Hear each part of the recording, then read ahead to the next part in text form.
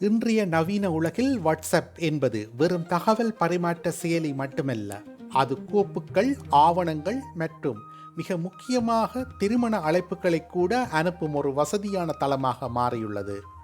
Digital தொழில்நுட்பத்தில் ஆர்வம் கொண்ட பலருக்கு இது ஒரு எளிமையான தீர்வாக இருந்தாலும், மகாராஷ்டிராவின் ஹிங்கோலி மாவட்டத்தைச் சேர்ந்த ஒரு அரச ஊழியருக்கு இந்த டிஜிட்டல் திருமண அழைப்பிதழ் ரூபா 1.9 லட்சம் இழப்பை ஏற்படுத்திய ஒரு மோசடியின் தொடக்கமாக அமைந்துள்ளது.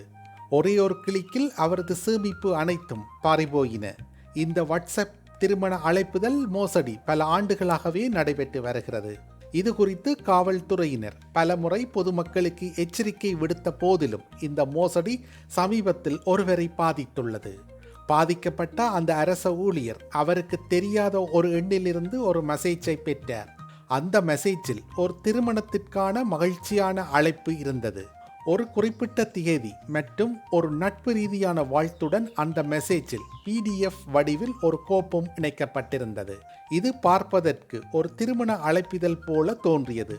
ஆனால் உண்மையில் அது ஒரு தீங்கிழைக்கும் ஆண்ட்ராய்டு அப்ளிகேஷன் பேக்கேஜ் ஆகும். ஒரு அப்பாவி பயனரை ஏமாற்றுவதற்காக வடிவமைக்கப்பட்ட ஒரு வைரஸ் ஆகும்.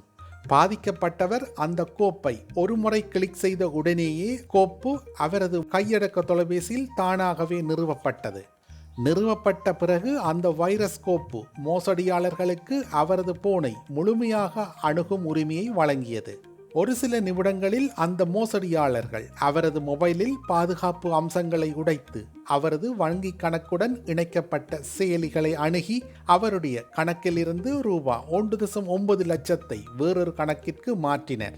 இந்த சம்பவம் குறித்து காவல்துறைக்கு தகவல் அளிக்கப்பட்டவுடன் சைபர் குற்றப்பிரிவில் ஒரு வழக்கு பதிவு செய்யப்பட்டது.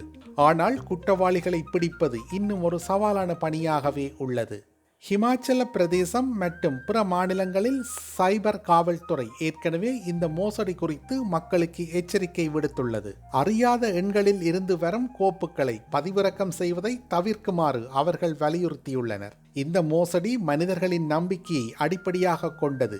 டிஜிட்டல் அழைப்புகளை பகிர்ந்து கொள்ளும் பொதுவான பழக்கத்தை பயன்படுத்தியே இந்த மோசடி நடக்கிறது.